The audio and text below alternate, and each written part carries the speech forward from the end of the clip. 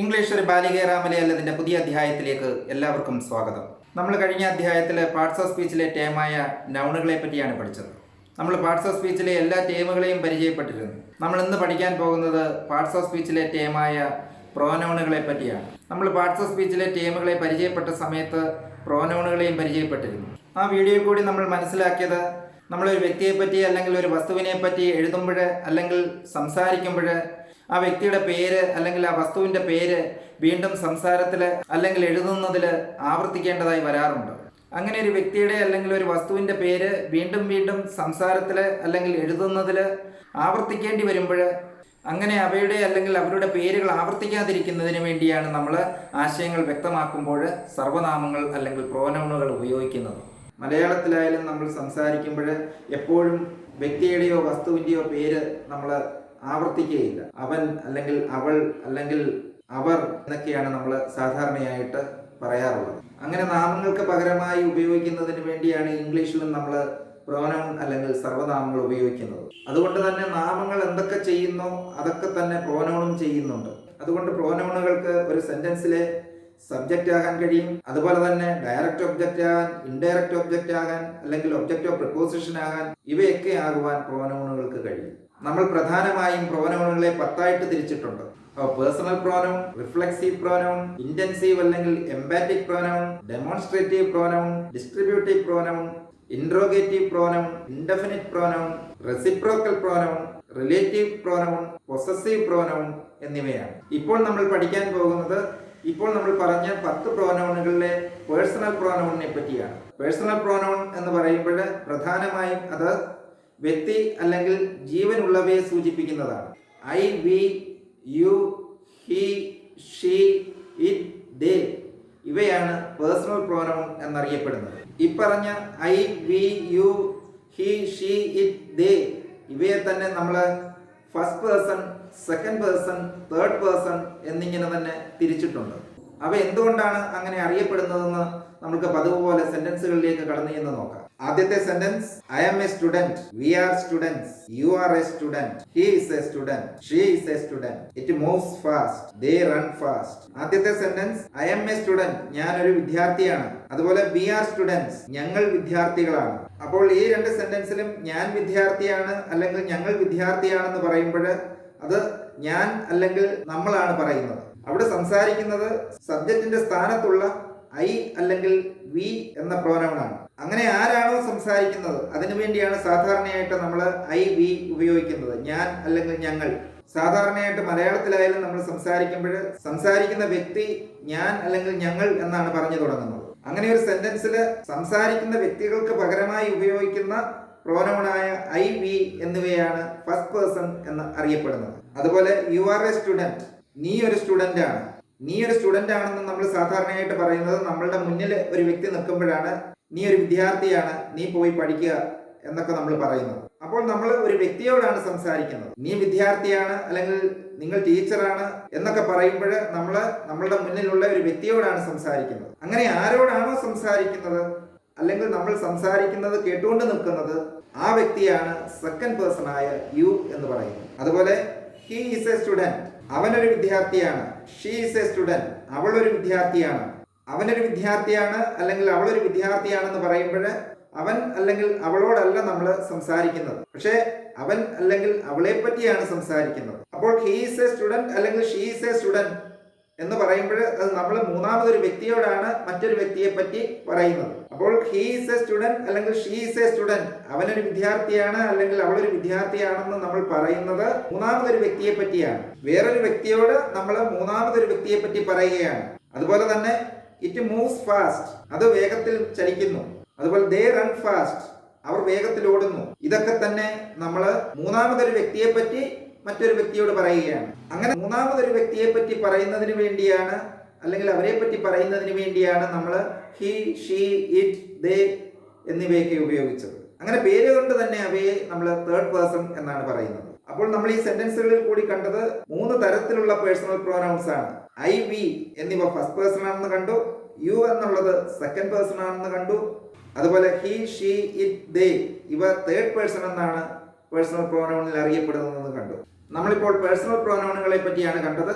Personal പ്രോനൗണുകളെ തന്നെ മൂന്നായി തിരിച്ചിരിക്കുന്നതായിട്ട് നമ്മൾ കണ്ടു.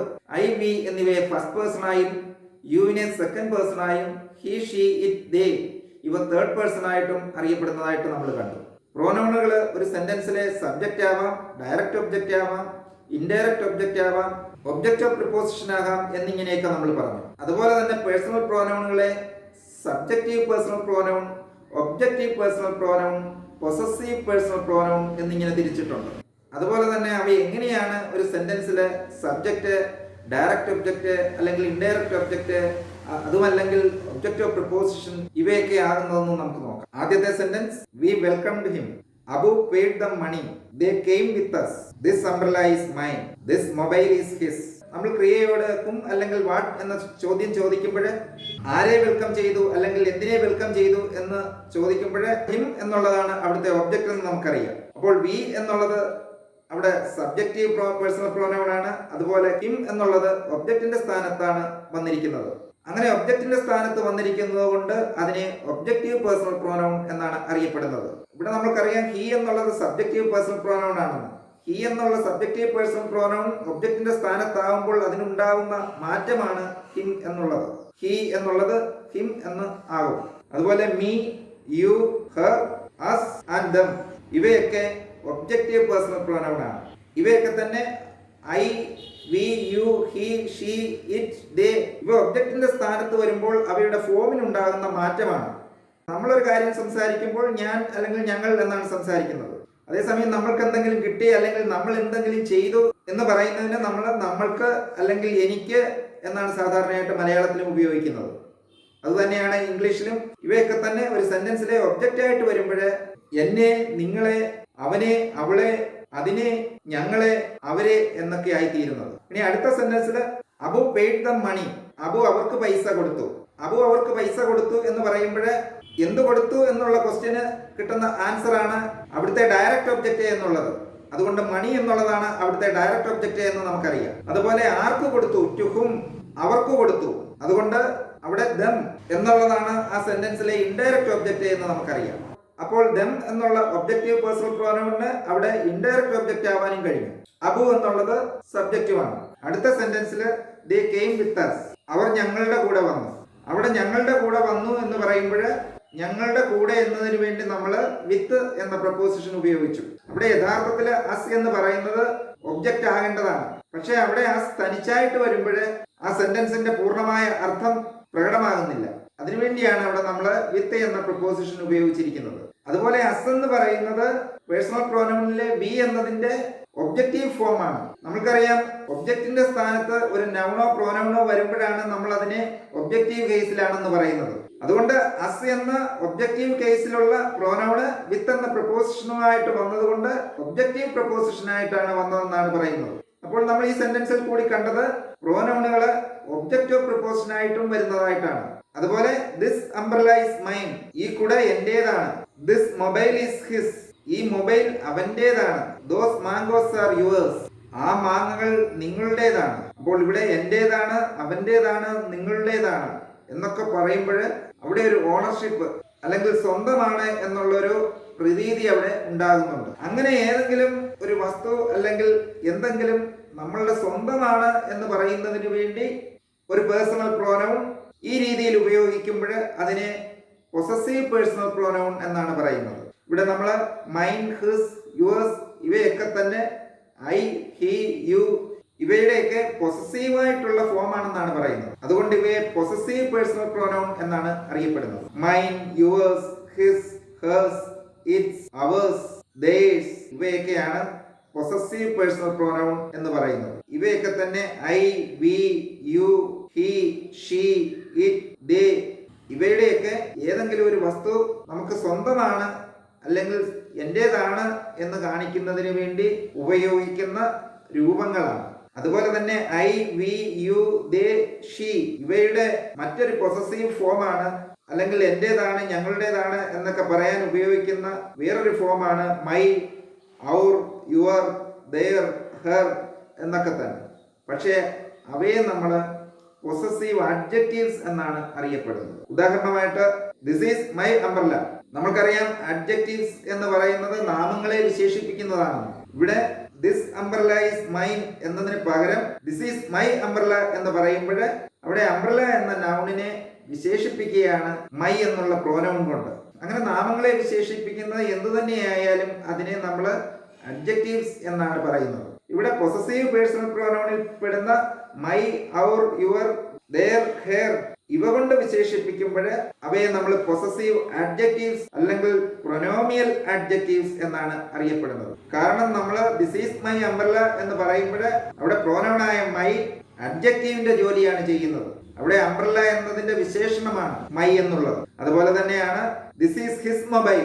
അവിടെയും ദിസ് മൊബൈൽ ഈസ് ഹിസ് എന്ന് ഉപയോഗിക്കുമ്പോൾ നമ്മൾ കണ്ടു അത് പൊസസീവ് പേഴ്സണൽ പ്രോനൗൺ ആണ്. അതേസമയം ദിസ് ഈസ് ഹിസ് മൊബൈൽ എന്ന് ഉപയോഗിക്കുമ്പോൾ അവിടെ ഹിസ് എന്നുള്ളത് പൊസസീവ് ആഡ്ജക്റ്റീവ് അല്ലെങ്കിൽ പ്രൊനോമിയൽ ആഡ്ജക്റ്റീവ് എന്നാണ് നമ്മൾ അതിനെ അറിയപ്പെടുന്നത്. അതുകൊണ്ട് ഐ, വി ഇവയുടെ ഒക്കെ തന്നെ പൊസസീവ് ഫോമായ mine, yours, his, hers, its, ours and theirs ഇവയൊക്കെ പൊസസീവ് പേഴ്സണൽ പ്രോനൗൺ ആയിട്ടും അതുപോലെ ഐ, വി ഇവയുടെയൊക്കെ മറ്റൊരു പൊസസീവ് ഫോമായ my, our, your, their, her ഇവയൊക്കെ പൊസസീവ് അഡ്ജക്റ്റീവ്സ് അല്ലെങ്കിൽ പ്രൊനോമിയൽ അഡ്ജക്റ്റീവ്സ് എന്നാണ് അറിയപ്പെടുന്നത്. അപ്പോൾ നമ്മൾ ഈ സെന്റൻസുകളിൽ കൂടിയൊക്കെ കണ്ടത് പ്രോനൗണുകളെ സബ്ജക്റ്റ് ആയിട്ട് ഉപയോഗിക്കാം, ഡയറക്റ്റ് ഒബ്ജക്റ്റ് ആയിട്ട് ഉപയോഗിക്കാം, ഇൻഡയറക്റ്റ് ഒബ്ജക്റ്റ് ആയിട്ട് ഉപയോഗിക്കാം, അതുപോലെ ഒബ്ജക്റ്റ് ഓഫ് പ്രിപ്പോസിഷൻ ആയിട്ട് ഉപയോഗിക്കാം. അതുപോലെ തന്നെ സബ്ജക്റ്റ് ആയിട്ട് ഉപയോഗിക്കുമ്പോൾ അതിനെ സബ്ജക്റ്റീവ് പേഴ്സണൽ പ്രോനൗൺ എന്നും അതുപോലെ അതിന്റെ ഫോമുകൾക്ക് വ്യത്യാസം വന്നുകൊണ്ട് അത് ഒബ്ജക്റ്റിന്റെ സ്ഥാനത്ത് വരുമ്പോൾ അതിനെ ഒബ്ജക്റ്റീവ് പേഴ്സണൽ പ്രോനൗൺ എന്നും അതുപോലെ ഏതെങ്കിലും ഒരു കാര്യം സ്വന്തമാണ് അല്ലെങ്കിൽ അതിന്റെ അതോറിറ്റി അല്ലെങ്കിൽ ഓണർഷിപ്പിനെ കാണിക്കുന്ന സമയത്ത് ഈ പറഞ്ഞ ഐ, വി ഇവയുടെയൊക്കെ രൂപം മാറിക്കൊണ്ട് അവ പൊസസീവ് പേഴ്സണൽ പ്രോനൗൺ ആകുന്നതും നമ്മൾ കണ്ടു. നമ്മളിപ്പോൾ കണ്ടത് പ്രോനൗണുകൾ സബ്ജക്റ്റ് ആയിട്ട്, ഒബ്ജക്റ്റ് ആയിട്ട്, അതിൽ തന്നെ ഡയറക്റ്റ് ഒബ്ജക്റ്റ്, ഇൻഡയറക്റ്റ് ഒബ്ജക്റ്റ്, അതുപോലെ തന്നെ പ്രോനൗണുകൾ ഒരു സെന്റൻസിൽ സ്ഥിതി ചെയ്യുന്ന സ്ഥലത്തിന് അല്ലെങ്കിൽ അവയുടെ സ്വഭാവം അനുസരിച്ച് അവയെ സബ്ജക്റ്റീവ്, ഒബ്ജക്റ്റീവ്, പൊസസീവ് ഇങ്ങനെയൊക്കെ അറിയപ്പെടുന്നതായിട്ട് നമ്മൾ കണ്ടു. അതുപോലെ I, we, you, he, she, it, they ഇവയുടെയൊക്കെ സബ്ജക്റ്റീവ് അല്ലെങ്കിൽ ഒബ്ജക്റ്റീവ് അല്ലെങ്കിൽ പൊസസീവ് ഫോമുകൾ വിശദമായിട്ട് ഇവിടെ പറയാൻ നമുക്ക് സമയപരിമിതിയുണ്ട്. അതുകൊണ്ട് ഇതിന്റെ വ്യത്യസ്തമായ ഫോമുകളെ പറ്റിയുള്ള ഒരു ചാർട്ട് ഇതിന്റെ കൂടെ അറ്റാച്ച് ചെയ്തിട്ടുണ്ട്. അത് കാണുമ്പോൾ നിങ്ങൾക്ക് മനസ്സിലാവും I, we, you, he, she, it ഇവയ്ക്കൊക്കെ ഒബ്ജക്റ്റീവ് കേസിലും പൊസസീവ് കേസിലും ഉണ്ടാകുന്ന മാറ്റങ്ങൾ നിങ്ങൾക്ക് മനസ്സിലാവും. അത് തീർച്ചയായും എല്ലാവരും നല്ലവണ്ണം നോക്കി മനസ്സിലാക്കുക. ഇനി നമുക്ക് പേഴ്സണൽ പ്രോനൗണുകൾ ഉപയോഗിക്കുമ്പോൾ സാധാരണയായിട്ടുണ്ടാകുന്ന മിസ്റ്റേക്കുകളെ കുറിച്ച് നമുക്കൊന്ന് നോക്കാം. ഉദാഹരണമായിട്ട് the teacher asked me and my son. അവിടെ ആസ്ക്ഡ് എന്ന് പറയുന്നത് ഒരു വെർബാണ്, ക്രിയയാണ്. അതിനുശേഷം നമ്മൾ മീ ആൻഡ് മൈ സൺ എന്നാണ് ഉപയോഗിച്ചിരിക്കുന്നത്. മീ എന്ന് പറയുമ്പോൾ ഐ എന്ന പ്രോനൗണിന്റെ ഒബ്ജക്റ്റീവ് ഫോമാണ്. ആ ചാർട്ടിൽ കൂടി നോക്കിയാൽ നമുക്ക് മനസ്സിലാവും. അവിടെ നമ്മൾ ഐ ആൻഡ് മൈ സൺ എന്നല്ല ഉപയോഗിച്ചത്.